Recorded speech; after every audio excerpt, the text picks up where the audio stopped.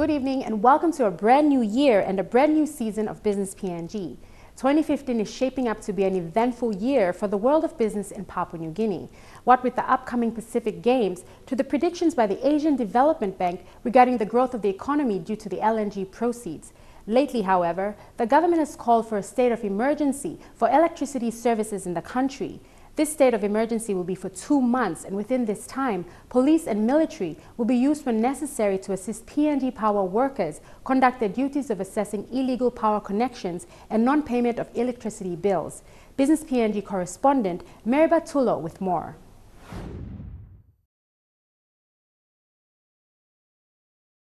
The provision of electricity is often described as the lifeblood for development to take place.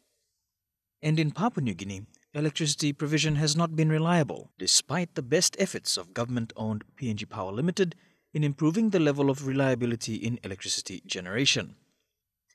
Over time, the lack of reliable power supply in both urban and rural centres has become a worry for business, who many a time have had to resort to providing their own power at their own expense, thus decreasing their level of profitability. Given the constant blackouts being experienced throughout the country, the O'Neill Dion government has taken an unprecedented move, declaring a state of emergency for electricity services in Papua New Guinea. This SOE, effected under the Essential Services Act 2002, now means all powers in relation to electricity services and power regulation, as well as related services, are now vested with Minister for Public Enterprise and State Investments, Ben Micah. The emergency laws give him authority to make decisions for this sector for a period of 2 months. These powers came into effect at 8 a.m. Thursday, January the 8th, 2015. So, using the delegation powers under the Act, I have decided to appoint a controller of the state of emergency, and I've decided to appoint a deputy controller of the state of emergency, and I would like to announce the appointment and introduce the controller and the deputy to you this morning. The controller is recently retired captain in the PNG Defence Force, Mr. Tom Ur. Let us welcome him. These powers are not meant to cause any major disruption or any major issues. I want to assure the banks, I want to assure customers of PNG Power that the situation in PNG Power is now stabilizing. The government has initiated positive steps to support the company in terms of its finances, and also in terms of raising additional revenues that will assist to retire some of the loans and assist to refurbish some of the important generation assets, as well as transmission and distribution assets of the company that will hopefully, through this process, assist to improve the services that the public is expecting from PNG Power. Former Chief of Staff of the Papua New Guinea Defence Force, Captain Tom Ur, has been appointed as Emergency Controller, with Mr. Teika Tefatu as Deputy Controller. In addition, an advisory committee chaired by Secretary for Department of Public Enterprise and State Investments, Dr. Clement Waine, has been appointed. Other members of this committee are Paul Nerau, Chairman of the Independent Public Business Corporation, Larry Undergully, Chairman of the PNG Power Board, Isaac Lupari, Chief of Staff to the Office of the Prime Minister, and Dairi Vele, Secretary of the Department of Treasury. And I've acquired a sinking ship that's leaking. My task is to identify those leakages, block it, save it, correct the trim, and we move on. It's not easy, but I have a very well-renowned deputy and a team that will be working with me. Many of the challenges the Minister have highlighted and I also have a very good intelligence. So those of you who are doing the correct thing, you have no fear. I'm here to assure the public, the people of Papua New Guinea, that the power will continue to flow. PNG power will be still there, and we will continue to sail on. Under the emergency laws, the Minister for Public Enterprise and State Investments has the power to penalize any person or body who defy lawful instructions and act against the emergency laws. The state of emergency will be for a period of 2 months. As part of the state of emergency in electricity services, a mass disconnection exercise is being carried out. Electricity customers are asked to take heed of the following directions. All customers with outstanding credit meter and EasyPay meter bills are advised that they have to call into the nearest PNG Power office to discuss the settlement of all their outstanding bills between the 9th and the 13th of January 2015. All PNG Power customers who are illegally using power through meter tampering, illegal connections and unauthorized supply of power are also asked to call into the nearest PNG Power to fill in applications for a proper connection to be done between the 9th and the 13th of January 2015. Under the state of emergency regulations, failure to comply by the payment of all outstanding bills and having proper legal connections done to your premises will result in the following actions taken against you. Disconnection of electricity supply to the premises. You will be taken to court in order to pay a fine of 100,000 kina for individuals and 500,000 kina for business houses, and imprisonment for a term of 6 months. For any queries regarding the state of emergency in relation to payment of outstanding bills, please call the hotline number 7653-5261. Coming up on the show, Business PNG sits down for a chat with Minister for Public Enterprise and State Investments, Ben Micah. Stay with us.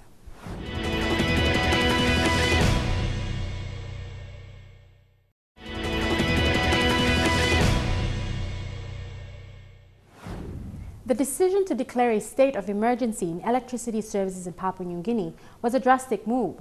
This has never been done before by any government. Why now, and what will be the ramifications of this state of emergency?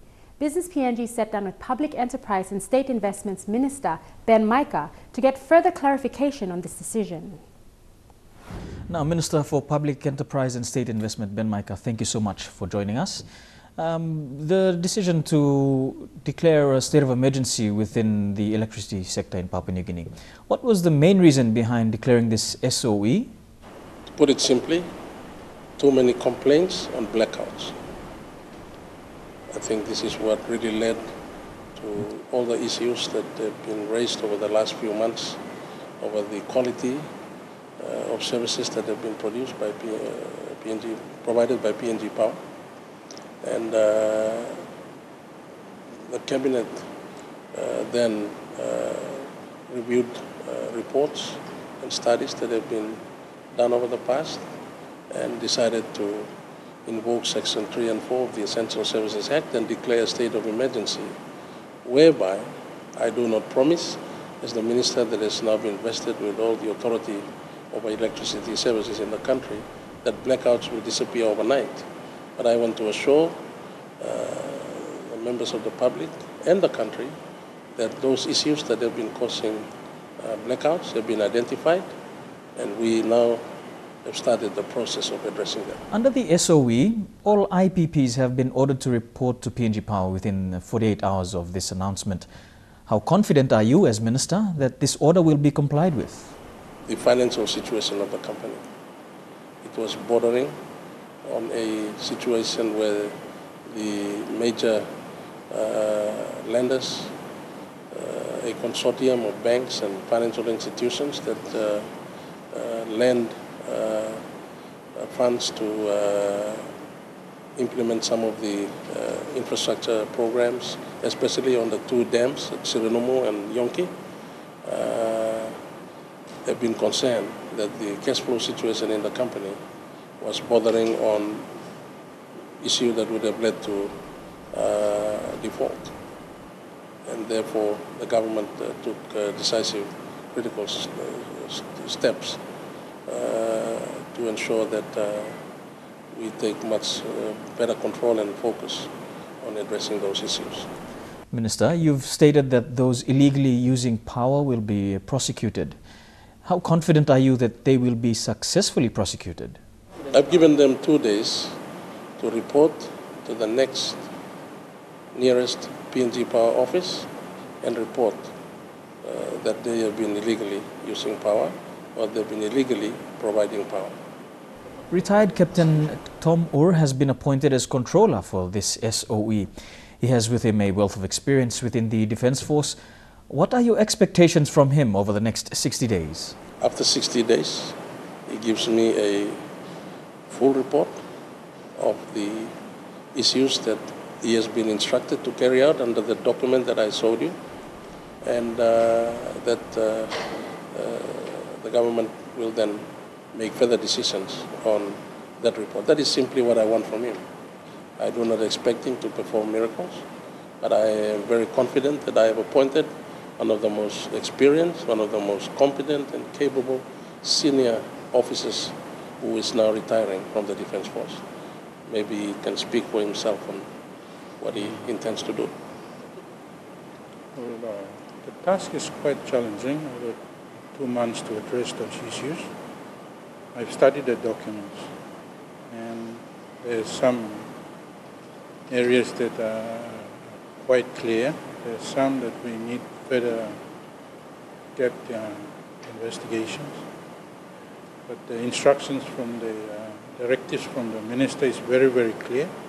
The issues that me as a controller to achieve. So I have talked with the emergency group, and my control center will be briefed every day. Make sure that those issues are addressed. Every day we will be getting C-traps from the emergency group, working group, and every week I'll be providing the minister with an update and a report on progress as we go as per his directives. And that the issues and the challenges are quite achievable. We know the targets, we know the difficult targets, and there are ways and means around achieving those targets. My job is not being punitive. My job is to make sure that normal business and proper actions are carried out. Because laws are laws, and if you've broken the law, you have to be treated under those circumstances appropriately. This move to declare an SOE within electricity provision once again places a spotlight on PNG Power, Minister. It has previously been in the news regarding its performance. Are you looking to other SOEs to improve their performances as well? And if so, will similar measures like declaring an SOE be taken within other utility sectors? Some people do not fly on aeroplanes, many people. Many people do not use the ports. It's only business people who trade goods that are shipped out through our ports. Those are some of the SOEs, the New Guinea, PNG ports. Water and sewage is only provided to Port Moresby, Lae and the bigger centers. Millions of our people do not have access to sanitation and clean and safe water. So the impact of, let's say Adarano, is not as drastic. The telecommunications sector is now very much deregulated, and private service providers like Digicel providing challenges to our telecommunication companies, state companies in that area, and they are responding to it. So I do not really expect any really drastic actions in those other SOEs. Why PNG Power? Also millions of people do not have power. A great bulk of our citizens do not have power. But the power that is made available to our main centers that enables the government offices and hospitals and schools and factories and all these very important institutions and organizations to operate are the heartbeat of the nation's modernization and development process. So therefore power is essential, power is very important, and we cannot allow it to decline. And we have taken these steps to address those issues. Blackouts was only a symptom of bigger issues which have been addressed, like I said. So many reports have already been produced.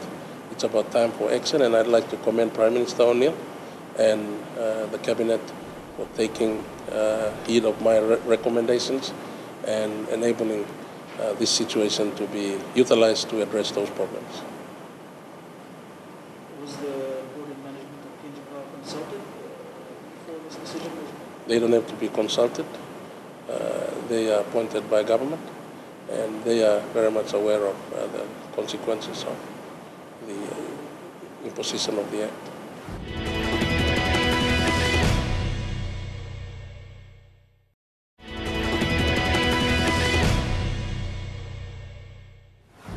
The provision of reliable electricity services is vital for business to succeed.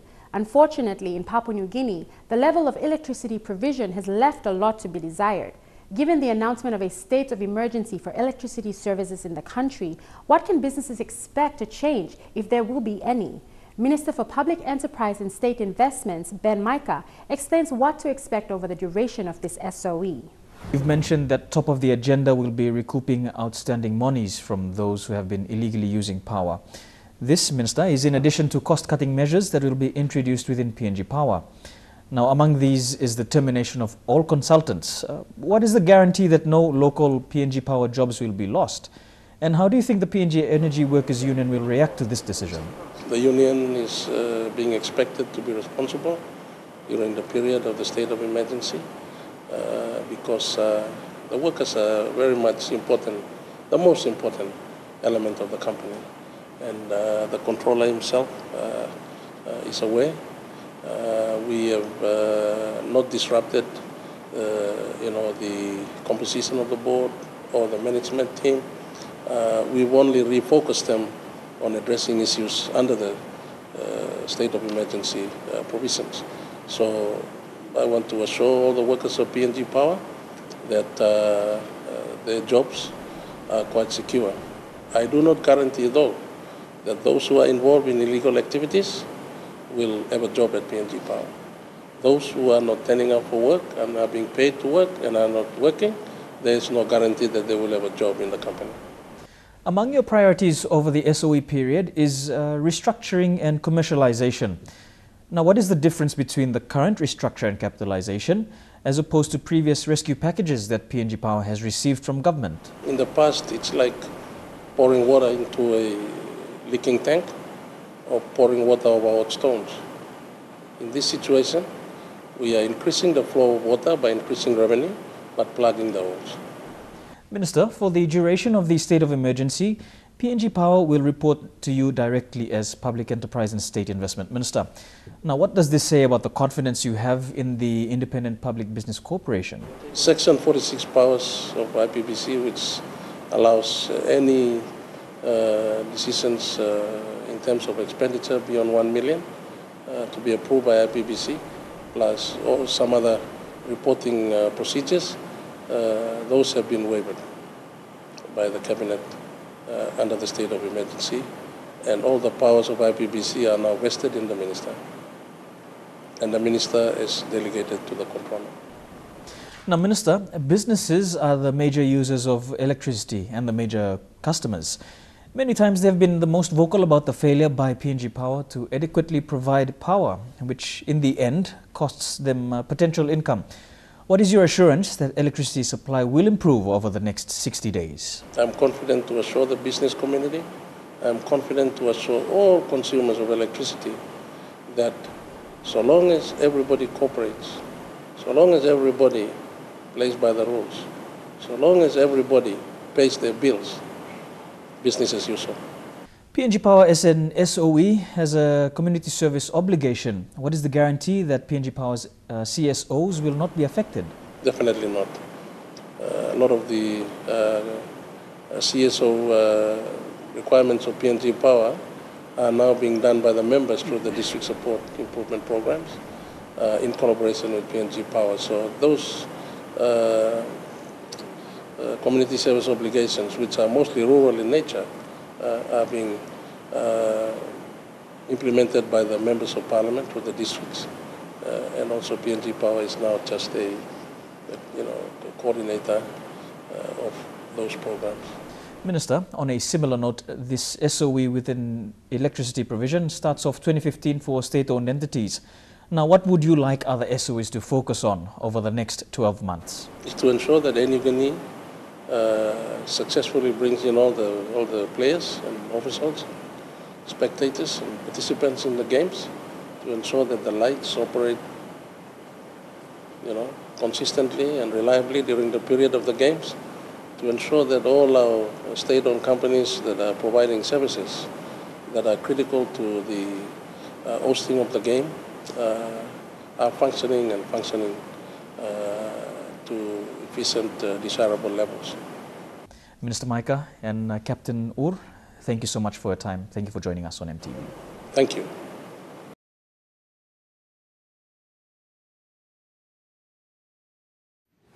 And that's all we have for you tonight. For more business news, or if you would simply like to view this episode again, visit MTV online at www.mtv.com.pg/business, or to join the conversation, like our page on Facebook for daily business news, or follow us on Twitter at Business PNG using the hashtag Business PNG.